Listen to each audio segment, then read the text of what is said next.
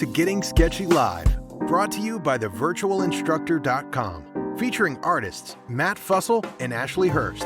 And now, let's get sketchy.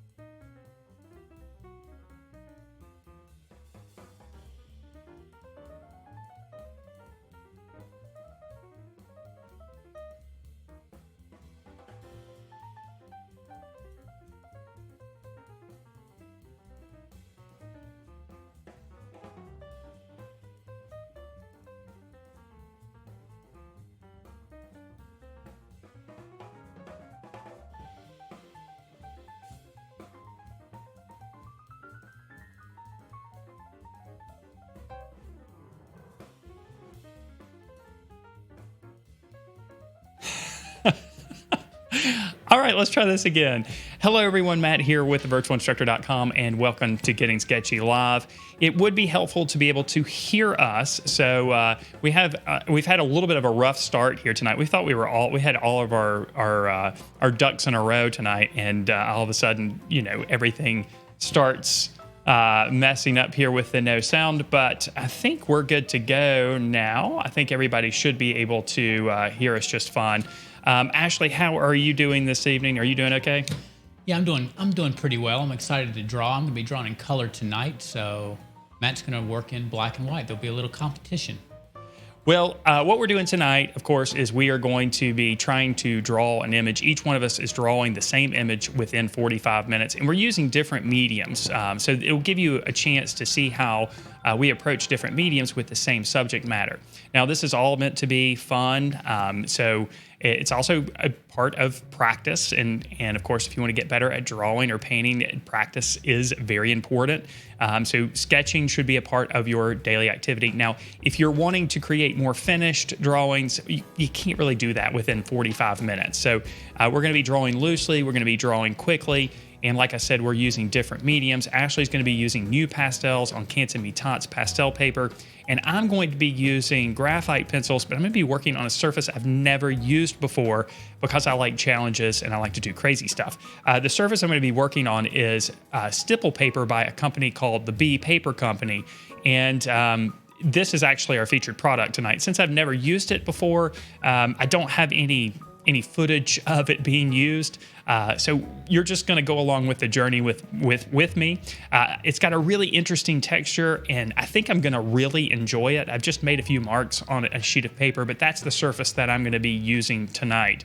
And Ashley, you look like you want to tell me something. I'm just, I love the paper. I got to check out the marks that Matt put on the paper earlier, and the paper, just imparts its own quality to the drawing. I think it's so cool. I can't wait to order some myself. Yeah, and I'm pretty excited about using it. And there is a link below this video. It is an affiliate link. It will take you over to Amazon.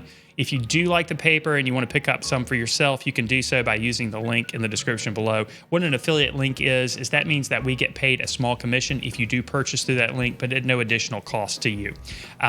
This program is not sponsored by anyone at all. I'm just suggesting things that I like to use, and I think I'm going to really enjoy this paper, even though I haven't used it before. Now, another thing that we're doing here as part of Getting Sketchy is we're branching out a little bit more than just doing a drawing exercise in 45 minutes. We're also going to be doing some fun things, and one of the fun things that we've started to do is a countdown of what I consider to be my top 5 artists of all time and Ashley's top 5 artists of all time. And Ashley went first last week, and his number 5 on the list was MC Escher. And this week, my number 5 on my list is Paul Cézanne. So Cézanne, of course, is a French artist. He was considered a post-impressionist. He's noted as being a connection between Impressionism and Cubism. His style is highly recognizable, which utilized small brushstrokes that layer to create lots of complexity in the color. But most importantly, Cézanne was highly influential to some of the most influential artists of all time. In fact, both Matisse and Picasso called Cézanne the father of us all. It's important to note, though, that Cézanne's work was first rejected and even ridiculed by art critics, but revered by younger artists. In the end, Cézanne changed the course of art history through his work and influence on the artists that would later follow him. So again, my top five, number 5 on my top 5 is Paul Cézanne. Now, next week, we will take a look at Ashley's number 4. Ashley, do you want to give us any hints on your number 4? No, I'm going to save it all for next week. Okay, so you'll have to watch next week to see who Ashley's number 4 is. Now, as I mentioned before, we are going to both be drawing the same subject, and I'll have that up on your screen in just a minute. I'm actually going to be on the left side of the screen, and I'll be working on a white surface. Again, I'll be using B stipple paper. It's stipple paper by the B Paper Company. And Ashley's going to be working on black Canson Mi-Tientes pastel paper, and he's going to be using NuPastels. Are we ready to get into this? Are you ready? Are you prepared? I'm a little nervous, but let's do it. All right, we'll transition over here.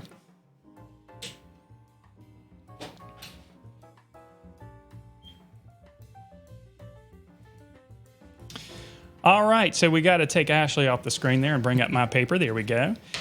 So I'm over here on the left side. Over here you can see my hand, and the picture plane that I've set up here is a little bit smaller than Ashley's, although it looks like it's the same size. You can compare the size of our hands there if Ashley would put his hand down there.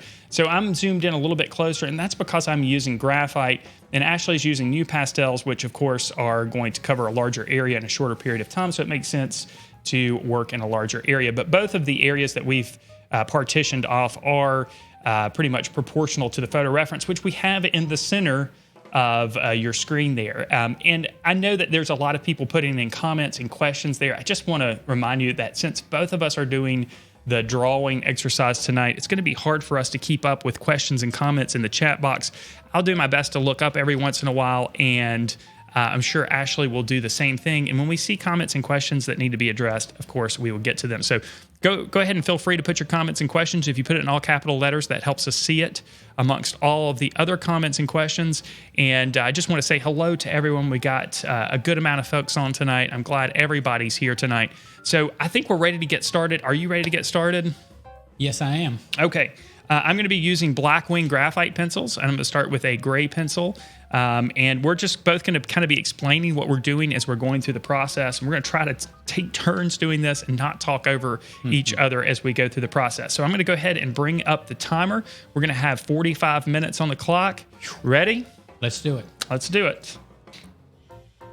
So the first thing I'm going to do is I'm going to try to figure out where this the big blue vase in the middle, where the kind of curved part happens. And it looks like to me it's a little bit over halfway on the picture plane. So I'm going to go ahead and mark that area out. And this is basically where I'm going to build the rest of the drawing out from. And how are you starting your image there? I'm actually starting with a pencil. I'm not sure how well it's going to show up on the screen, but we'll be moving on to the pastels pretty quickly. I just want to make a few marks and decide if they're close to where they belong before I start to spread the dust. And 45 minutes might seem like a long time if you're new to drawing. If you're not used to spending a lot of time on a drawing or a painting, that might seem like an eternity, but it's really not. Even if you're doing a looser sketch like we are, it's still a very short period of time. But the great thing about creating drawings like this, little sketches, is you're using the same mental muscles that you would use if you were doing a more longer, intense drawing. And that's why it's so important and beneficial to sketch as much as you possibly can. Now, I'm just taking my drawing and just trying to break down the shapes from my initial line. Remember, now you'll notice that I've got way more space up here at the top than what's happening in the picture plane. Maybe not way more, but maybe a little bit more. But I'm not going to worry about that too much at this point. I'm going to go ahead and continue filling out the shapes for this first container. And normally I would sketch out all of the overall shapes here, but I think this paper kind of lends itself to work a little bit slower and a little bit more as kind of creating little sections of the drawing. So that's kind of the approach I'm taking. Instead of just making these looser marks. And one of the reasons for that, of course, is that the paper just picks up the marks so easily and makes the marks fairly dark. So you can see that really, really easily. Where if I was working on another surface like, for example, Bristol paper or something like that, the marks would probably be a lot lighter. Well, Matt looks like he's got something on his paper already. I glanced up to take a look at it. Looks a little more refined than mine. I'm going to have to pick it up. Well, just remember, I know Ashley said it's a competition, but it's really not a competition. No, it's not a competition anymore. The point here is for us to kind of show you how different mediums behave and just for you to pick up some things as we go through this process. Of course, we're both art teachers, and of course, I'm going to be doing another live stream after this as part of our membership program. We do weekly live lessons over at thevirtualinstructor.com, which, of course, is where all of this originates from. And currently, we are doing a live lesson series on realistic pencil drawing. I'm doing a portrait of one of my daughters. And at the end of tonight's broadcast, if we have enough time, I'll be sure to show you where we are so far in the process. Hopefully, we'll have enough time to show you that. If you're not a member already, then you can check out our program, which includes video courses on a broad variety of drawing and painting media and subjects, and weekly live lessons, like I mentioned, and access to our vault of recorded live lessons, which go all the way back to 2012. So I've been live streaming since 2012, believe it or not. It's hard for me to believe that. But we have lessons that go all the way back to then that were all recorded live. And if you want to check out our program, there's a link in the description below. And while I'm speaking about it, there's a link down there too to check out 3 of our course videos and ebooks for free too. So you can go check that out too. Not right now, of course, but after we're done here, if you want to do that, you can do that. So this little yellow object down here, it looks like some kind of lid, is a little bit difficult because the ellipses are a little bit tricky down here, but I'm gonna do my best to try to get it as accurate as possible. But when you create a drawing, you just need to keep in mind that it's never gonna be absolutely perfect. And sometimes you have to kind of deal with some of the imperfections and just let them be, especially when you're doing a sketch like this, a timed sketch. Sometimes it's hard to force yourself to just move on, but you can always go back and make refinements. Yeah, for a more finished, polished drawing, of course, you can go back and fix little mistakes that you see, but you also need to just still keep in mind that there's always going to be imperfections in every drawing or painting that you create, and that's okay. And what a lot of people consider imperfections are actually little pieces of character that make your drawing or painting unique and make it look handmade. I'm glad you said that, because I don't like to think of the differences as imperfections. You know, I like to think that we're just kind of running what we see through the filter of our brain, and then we show the world how our brain sees it and reinterprets that. That's a good way to think of it. Okay, so I'm going to be drawing a circular shape here, and the way I like to draw circles is I like to get my arm moving and try to tighten up my wrist, and then slowly bring the pencil down to the surface and actually draw several circles very lightly on the surface. And that allows me to kind of pick out the circle that I want to keep.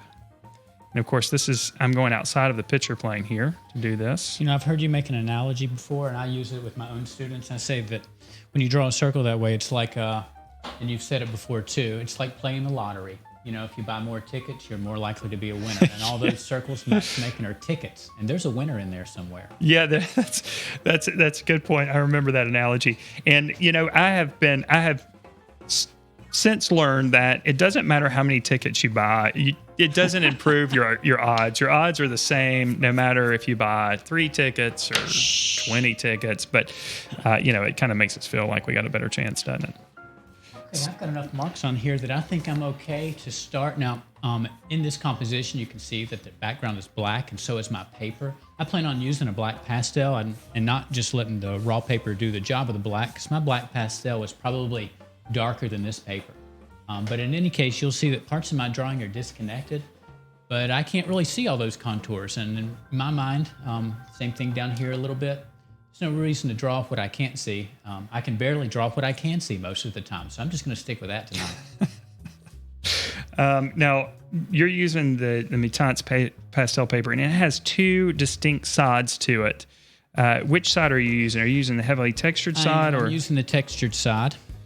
And the advantage to using the textured side, of course, is you have the opportunity to make more layered applications. The tooth of the paper, of course, affects how many layers of colors you can apply to the surface.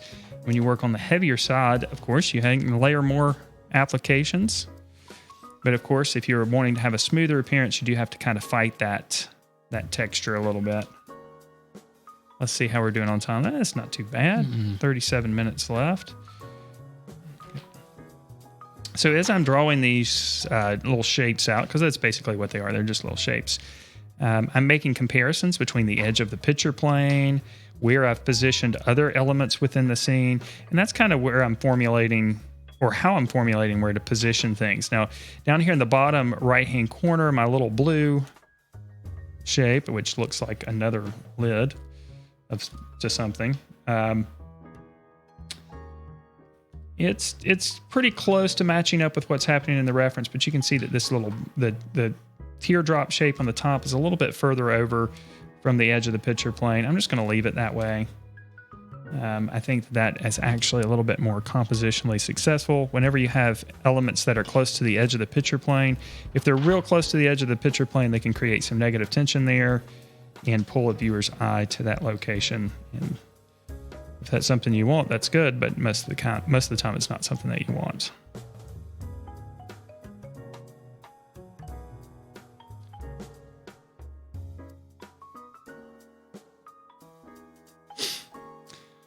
All right, so once I've got all of this laid out, I'm going to take a quick look at the chat box and see if there are any questions that are up there.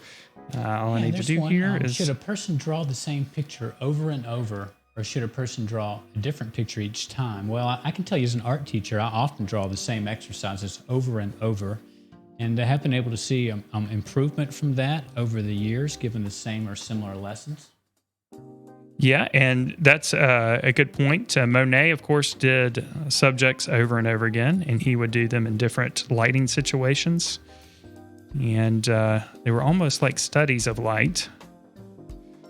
I've heard, I don't know how true it is. I've heard people say that if you asked Monet what he was working on, what he was painting, he would say light and color, and not ever really name the subject first. I don't know if that's true. It could just be art lore. If you're wanting to go see an example of that, I think the haystacks would be a good example to look at. And there was a cathedral that he painted over and over that has a wonderful variety from painting to painting. Okay, so I've got the structure of my drawing set up here. Now I'm ready to start adding some of the value and the shading. But before I do, I'm going to erase up some of these stray lines here.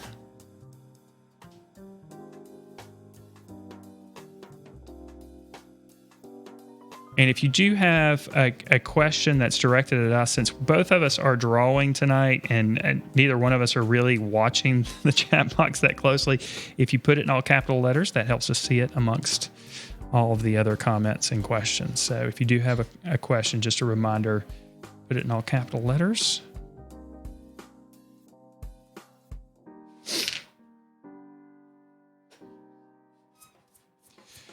All right, now to protect my drawing, I'm going to use a paper towel underneath my hand here. Hopefully it'll keep the palm of my hand from getting crazy and smearing too much. The tricky part about my drawing is going to be covering up the background with a dark value. So I don't know if I'm going to have time to do that or not. I'm going to definitely try, but I'm going to save that towards the end.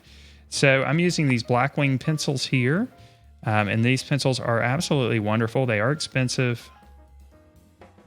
But of the pencils that I have, of the Blackwing pencils, this gray pencil, which is labeled as a 602, is definitely my favorite of the bunch.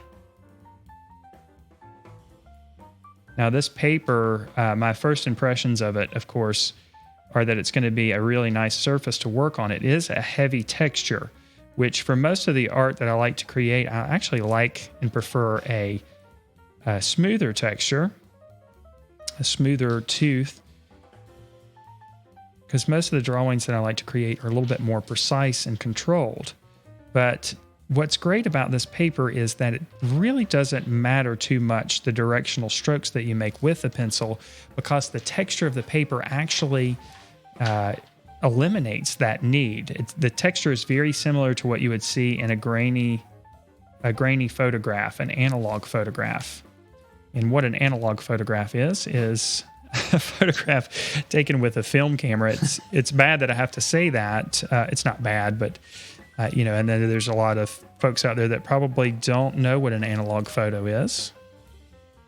When I took photography in college, which was my most frustrating class I took, because all the photography was analog. So I have to go into the dark room and, hope you rolled your film out right, because if you didn't, you'd ruin it. And you had to do that in the complete darkness of a closet, basically. And then you'd have to go through the chemical process in the dark room, actually physically burn and dodge to create lighter and darker values. I mean, what do you burn with?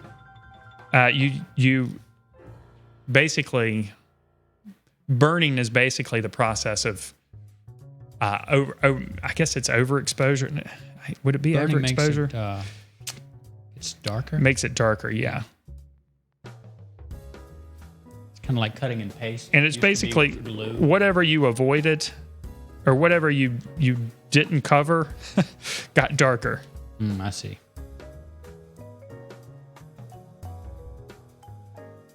But life is so much easier these days with Photoshop. True. You can do all the stuff that we used to do in the darkroom in Photoshop, but photography, I once told you guys, it might have been on Gettin Sketchy, I don't know when it was, but that I took pretty much every art class that was offered in my art school. And most art teachers have to do something similar to that. Yeah, because we're going to have to teach all of them. Mm-hmm. You can have a favorite medium or a favorite art style, but they're all in the curriculum. But photography was just, I enjoyed the end result, but the process was just frustrating. Because if you messed up on one little technical aspect, then that was it.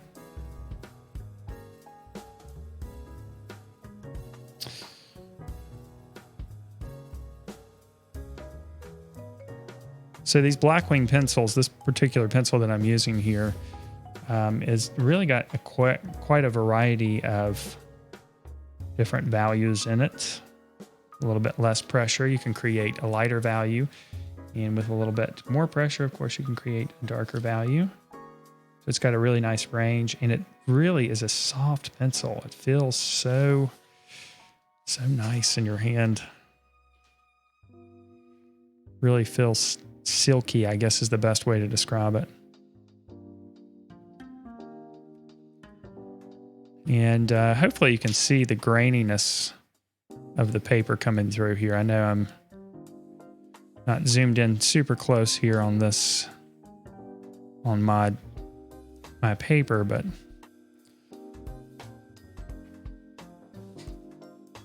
these colors, I'm working in color, so it's a little bit different experience than what Matt's having. They are, it's a primary color scheme. They're very distinct. And I feel like I need to make sure that I'm using colors other than blue, red, and yellow in the objects that are blue, red, and yellow. So because this yellow object is next to the blue, I've added a little green in here, and I might have pumped it up a little bit more. There is a little bit of greenness, I guess that's a word, reflecting into the vase, but I might try to pump it up a little bit. And over here in this red vase that's laying down, I'll get to soon, you know, we're at the top where it's lighter. I just want to make sure I'm using orange in there with my red and not white. You know, I don't want the vases to, the red parts to start to turn pink. So I'm using analogous colors to add a little bit of excitement, orange being analogous to red and green being analogous to blue. So that's just so you know how I'm thinking. For shading and for value, I'm still trying to use as much color as I can and use the white sparingly.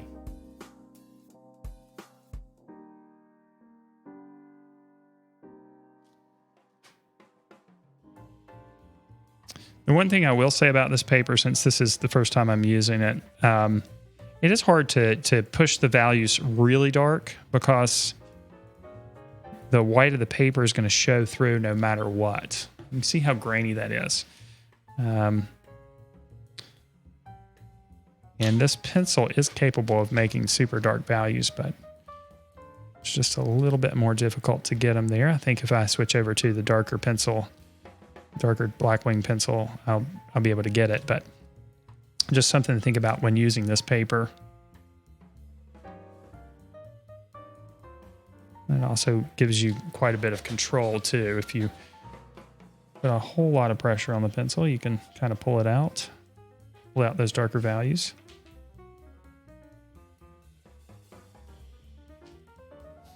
That's a little bit darker. And another thing that I need to keep reminding myself is the background is dark, and because value is relative, then these values that I'm adding are going to appear lighter once I make the background dark, if I'm able to do that, which will make a huge difference. So I mean, I'll be able to do that. All right, just working my way down here to the curved parts of the vase here. There is a highlight, rather subtle highlight. So we can go ahead and kind of fill that in with a light touch, and then make the values darker around it.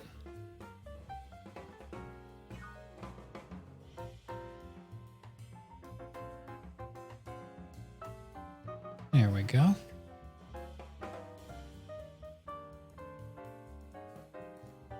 Okay, looks like we're down to about 25 minutes.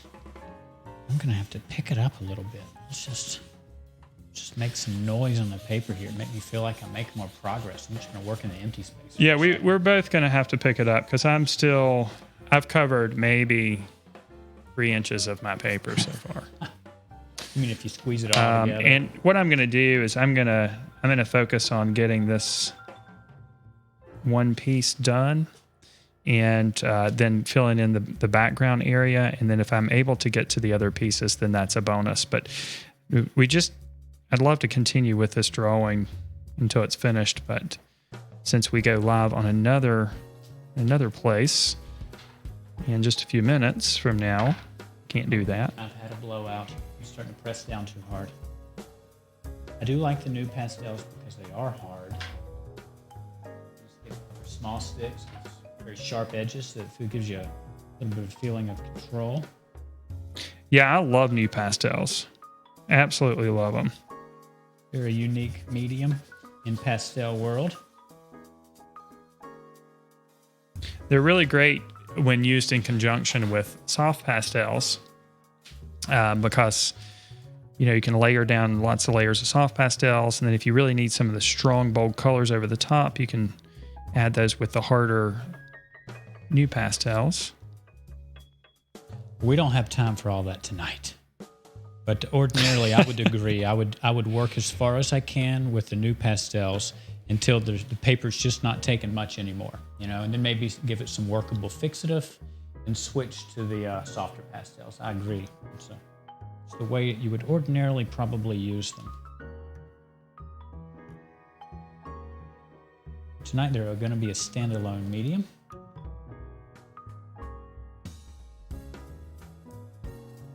I really do like the fact, though, that with this paper you can really make directional strokes here, and it doesn't affect, they're less noticeable. I love that. Because of the texture of the paper kind of washes out. You can kind of see I was going in different directions, and the texture of the paper itself kind of eliminates a lot of that sketchier look that you would get following this approach. So it really is kind of a time saver, it seems like, while still allowing you to create a nice gradation of value.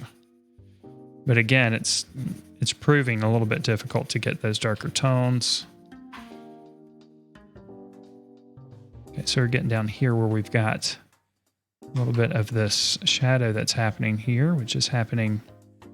It's really a shadow / reflection. So I'm just going to kind of make a note of where it is.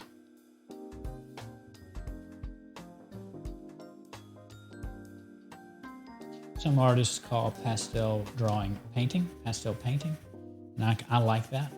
And to me, it's a lot like painting wet into wet. So if you've done any of that, put a color down and then you mix into it right on your canvas, so there's a little less work on your palette. And to me, I just try to approach pastel, drawing in pastels the same way. Think of my artwork as my palette.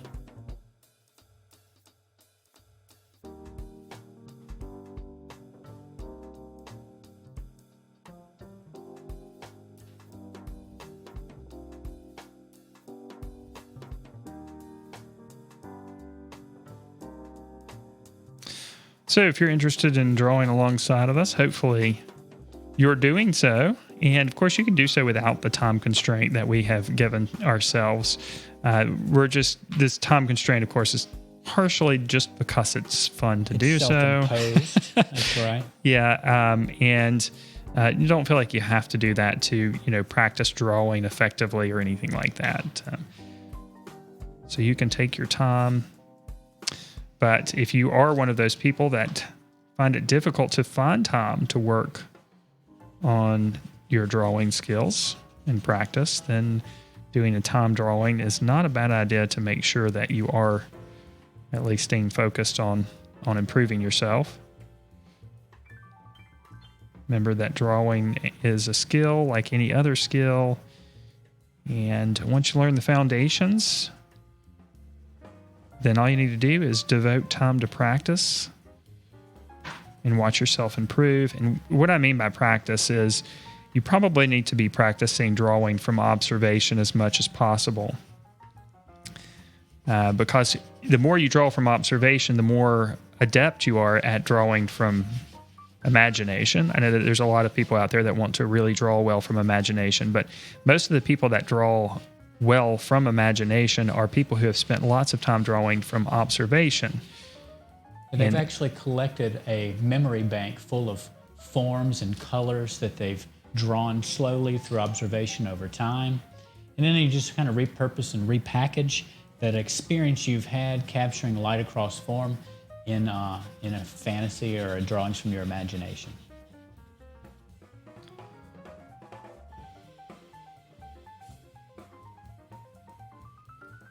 But of course, it all starts with drawing from observation. So, and another common thing that I have people reach out to me and ask about is they'll say things like, I want to draw animals well, or I want to draw cars well, or whatever it may be. And they feel like that there's some kind of magical formula for each subject matter. Yeah, and that's not the way it works. You pretty much just learn the foundations of drawing from observation, and then you can apply those to anything that you want to draw, whether it's figure drawing or people, portraits, cars, whatever it may be. You mentioned these ellipses earlier, and cars are full of ellipses when you think of the wheels and the steering wheel and all that, but the still life that we're doing right now will improve our drawing of cars, believe it or not.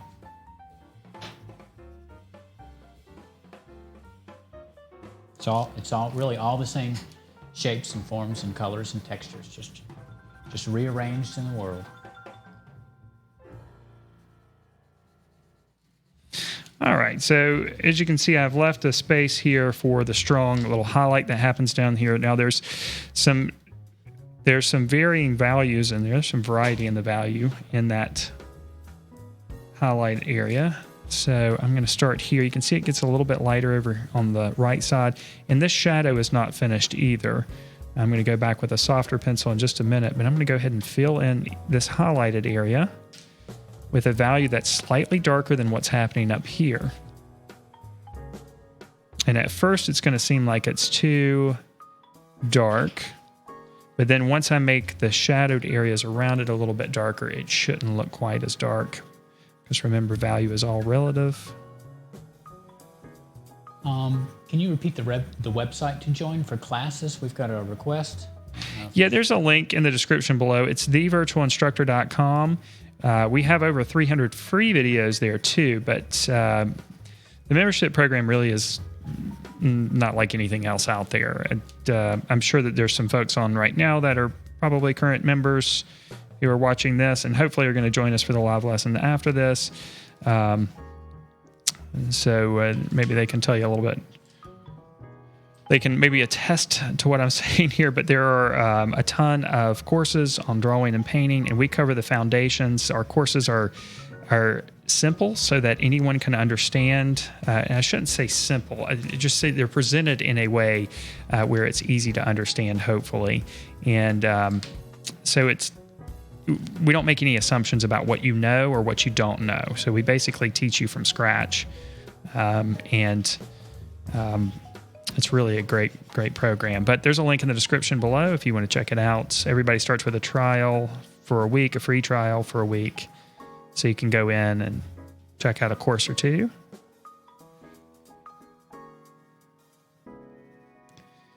All right, so this gray pencil is just not getting dark enough for me. So I'm gonna switch over to the black pencil, which is the softer pencil that Blackwing makes. And so that means it should be a little bit darker, and start pushing the values a little bit darker, especially up here along the top. You can kind of see that shadow kind of makes its way across. So I'm gonna try to make the core part of that shadow a little bit darker. And I will do my best to zoom in here a little bit closer towards the end of this, or when we're done here, so you can really see the texture of the paper. You can see it in its current state, but a little bit closer, you can really see what a unique texture, surface texture this is. I really like it. I think this paper is going to be best suited for larger drawings where you're trying to kind of create a little bit of a feeling of atmosphere. It has a real atmospheric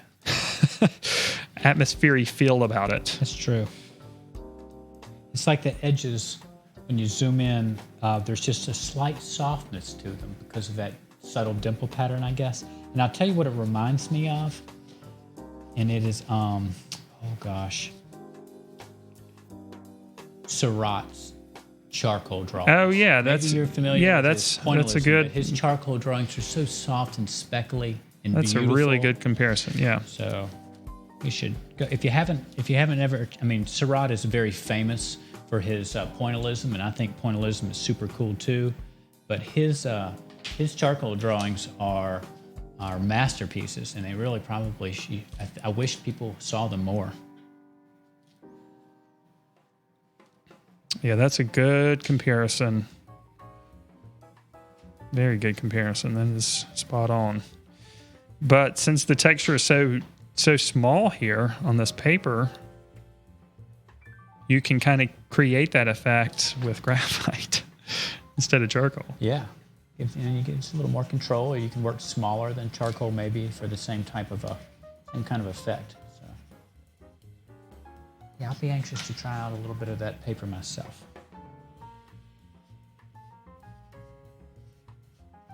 And it was, the way I discovered this paper is one of the members sent me a question and asked me about this paper. He just sent me an image of this paper texture up close and said, "Are you familiar with this paper?" And That's the first time you've seen it? That's the first time I'd seen it. He said he used to use it a lot when he was studying graphic arts back, back when newspapers used to hire illustrators to draw refrigerators and stuff like that. Sure. Those were the days. For newspaper ads. But he said they used to use that paper a lot for that kind of stuff. Maybe it wasn't when he was studying graphic arts, but when he was actually a graphic artist. And he couldn't remember the name of the paper, couldn't find it. So the search began, and I eventually came across it. And I've had this paper for a while, actually, and just never really used it or ordered it. Just kind of saved it, and I really like it.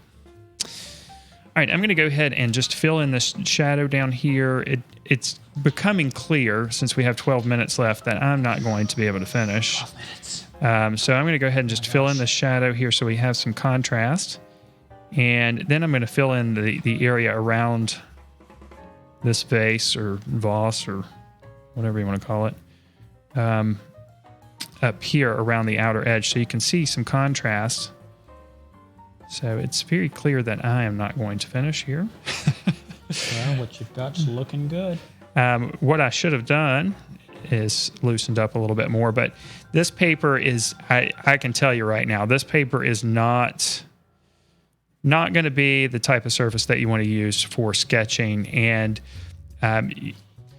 one of the reasons is just because of the basic composition of the paper, but also because it's expensive. It is expensive paper. And I think I just found a little bit of an inconsistency here in the paper. You kind of see that there is a little bit of an inconsistency where the material is a little bit heavy in the darkness. And it doesn't need to be quite that dark. It seems a little bit inconsistent. Not from putting too much pressure down, just by where the paper is accepting the pencil. All right, so I'm going to go back up here to the top and create a little bit of contrast.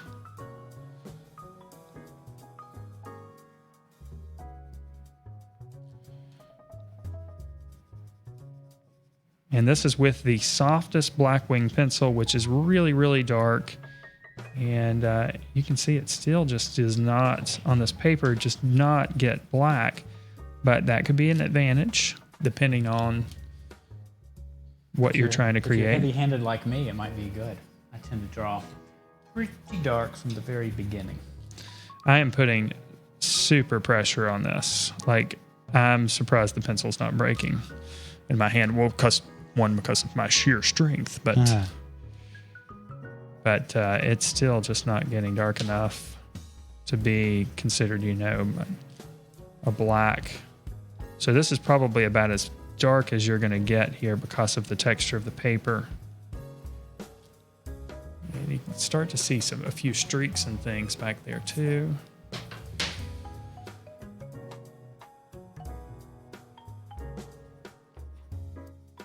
I'm sorry if you can hear me blowing the pastel out there. Try not to do it too much, but... And I can't tell you how many people have contacted me about the pastel dust being lethal. I think that may have come up last week. It probably did. And just don't, if you're worried about the pastel and breathing in the pastel, just don't lean down to your paper surface. Take a deep breath in before you lean down, and then lean down and blow it out. And you'll be fine. About the worst thing I've got from pastels, and I've been using pastels for years and years and years, and I could say this and then end up having some catastrophic, terrible thing happen to me, but hopefully it won't.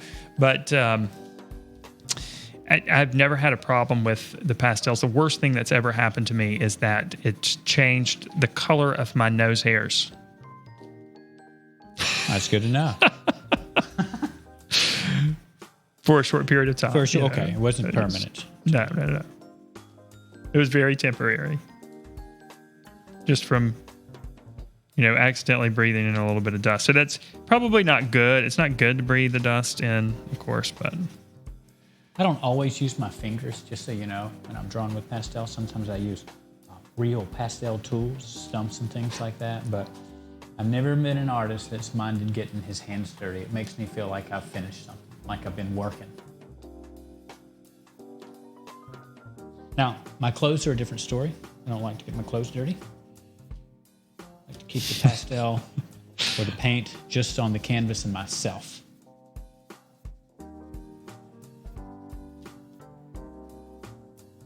can tell you a funny story. I used to work for a landscape artist who was an excellent artist. He passed away a number of years ago. And I would actually paint some parts of his paintings, and he would finish them, and just kind of old school art making, apprenticeship style. And he would, I'd paint for a while, some things, and he'd come in and he'd work on them too. And I was a student at the time, so I was really learning a lot and getting paid a little bit at the same time. And I had this habit of wearing an apron and wiping my palette knife onto my apron. And he walked in, I had been painting with some red things, flowers maybe, poppies, I don't know. And I came into the studio, or he came into the studio and took one look at me and told me I look like a butcher, and that good artists can control where their paint ends up. And I've avoided getting paint on my clothes successfully ever since. He said you looked like a butcher? Yeah, he made fun of me because I had red streaks all over the front of my apron. Incidentally, 100 years ago, my family owned small mountain country grocery stores, and we're all butchers. So I do come from a long line of butchers, but I have never learned the trade myself. Maybe you do look like a butcher, then. Maybe I do look like a butcher. Whether I'm wearing an apron or have red streaks on my apron or not. Okay, now I've been saving except for this little spot right here, I've been trying to save the highlights for the end because it's fun. I like to put highlights in. It feels like dessert. Now, there's a lot of work that can be done, I believe, on my artwork, and we still have 6 minutes, so I'm not going to put those highlights in yet. I'm going to wait till the very end and then put them in quickly and with confidence. And I give myself enough time to put them in and hate them, take them out and put them again in quickly with confidence. But I like to save the highlights for the end. It's like dessert. I like to think of the highlights as dessert. Everything else is the entree. And I feel like they need to be put in quickly and not fussed over, even if they look like a pastel mark instead of a highlight on a shiny surface. I'm okay with breaking the illusion a little bit, getting a very confident highlight in there. So I've talked a lot of junk about the highlights now. I hope they look good when I'm done. All right, since I've got a little bit more time here, I'm not going to spend the rest of the 5 minutes filling in the background. I'll just go ahead and move down here and add a little bit more variety here to this reflection.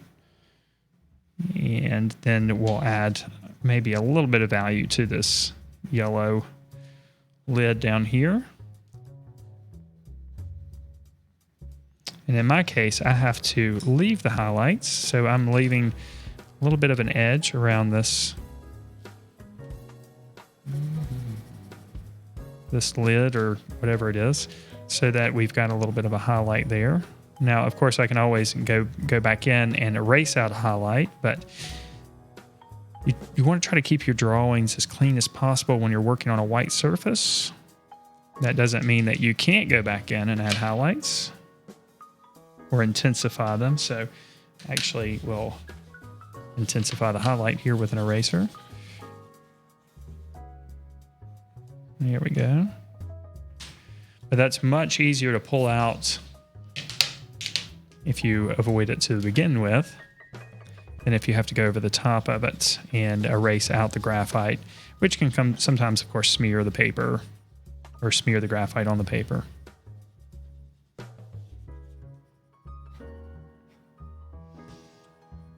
I see some things I might be able to modify before we run out of time.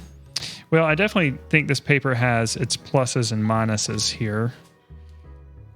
It's not all wonderful, but there are a lot of great things about this paper. I'll go ahead and start pointing some of those out, since I don't think we're gonna have a whole lot of time after we're done here. But the one thing that is really great about this paper is it does probably give you more time. I know that seems ironic since I'm running out of time and I'm not going to be able to finish this drawing, but because you can kind of change the direction of your strokes with your pencil without worrying too much about the directional strokes playing a role in how the form is perceived. So it basically is reliant all on the use of value to produce the illusion of form. That can be an advantage or a disadvantage, because directional strokes can also help to communicate texture, and it can also help to communicate the form. But if you're working really quickly and you don't really want to worry too much about the directional strokes, this paper is really nice for that. It does have a really nice grainy texture that, as we mentioned before, kind of gives it an atmospheric look. It makes it look like there's some atmosphere there, maybe some air. And it gives it a very distinctive look too. But it's hard to get dark values.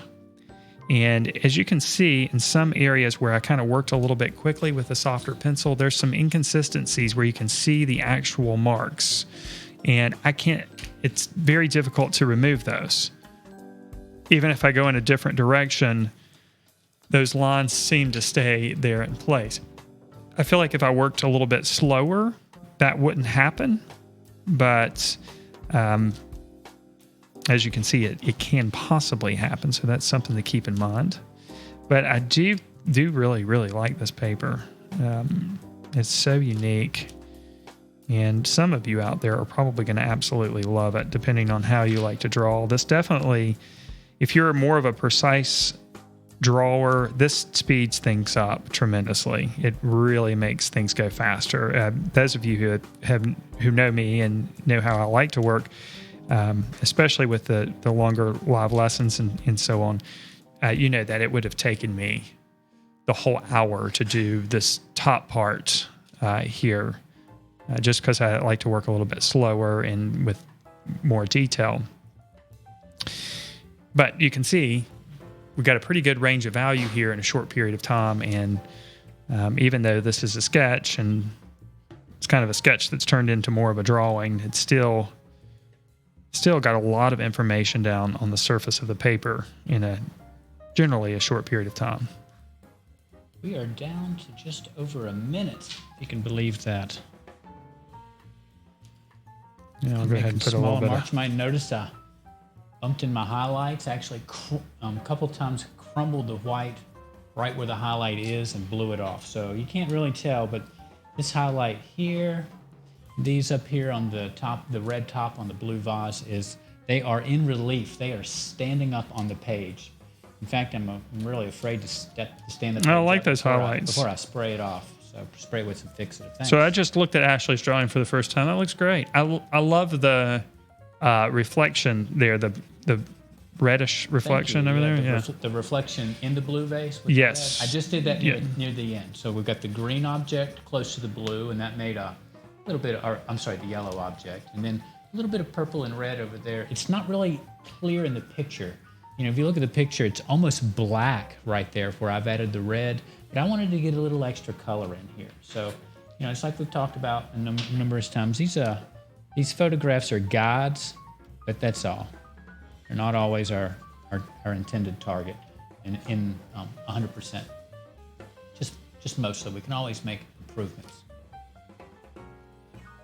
Okay, so with another 45 minutes, I would probably be able to finish this drawing. Next week, we'll be continuing. I know, I can't stop touching it. So if I go a little bit at a diagonal, that kind of helps to alleviate some of that line. Yeah, you can see that dark patch up there. That clearly is irritating me, but it's because I tried to work really fast in those areas. But that's something to watch out for if you do use this paper. But I really, really, really love this paper. Now, I know the time is up. So while we've got both of the images up, I just want everyone to see that we are two different artists. We're doing the same subject matter. Mm-hmm. We're using different mediums. And if I was to continue my drawing and Ashley was to continue his, we would have two successful pieces of artworks. Right. Just using different mediums with different subjects. And I think that is a big takeaway to come away with tonight's session. So, you know, a lot of times people ask me which medium, in fact, I had this question the other day, which medium is easier for doing animals, colored pencils or pastels? And that that's a legitimate question, but it really doesn't matter. Either medium is going to be equally hard or equally easy. It just matters what medium you want to use to communicate your subject. So I think that this was a valuable exercise to see two different approaches of the same subject in a short period of time, and I hope that you were able to pick up a couple of things here and there too throughout that process. Now, real quickly, I am going to see if I can zoom in a little bit closer on here so you can see the surface texture of this paper. Again, if you're interested in this paper, there's a link in the description below. This is stipple paper by B Paper Company. I'm trying to get as close as I possibly can without losing any clarity. And you can see how zoomed in we are.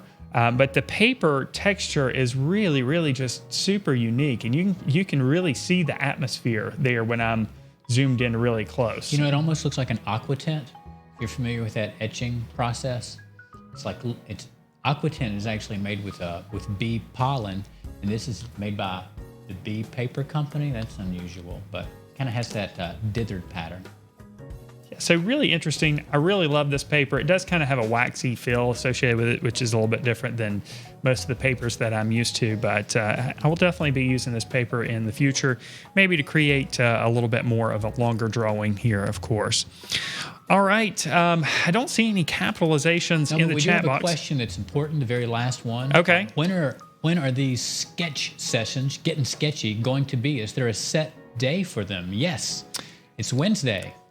Yeah, we're doing this every Wednesday night at 6:30 p.m. Eastern Standard Time.